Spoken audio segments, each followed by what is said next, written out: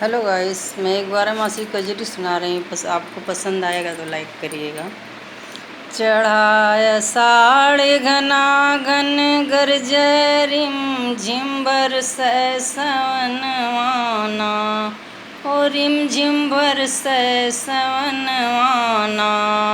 भादों मास में नहीं भावे, डर मोहे लागे भवनवाना। भादों मास हमें नहीं भावे, डर मोहे लागे भवनवाना।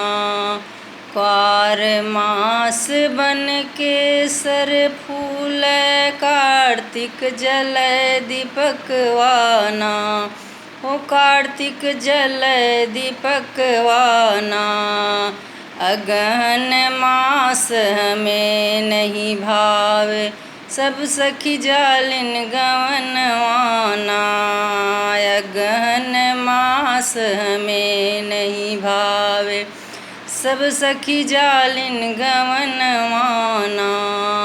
पूस मास मोए ठंड सतावे, माघ में मकर नहनवाना, ओ माघ में मकर नहनवाना। फागुन फाग के हीरे संग खिलबे, नाई घर मोर सजनवाना।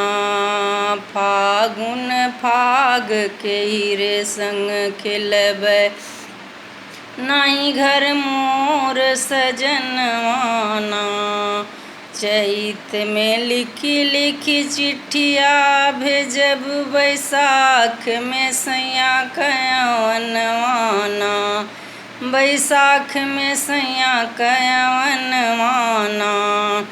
जेठ में चुनी चुनी से जिया लगैबे, सैया से करब मिलनवाना।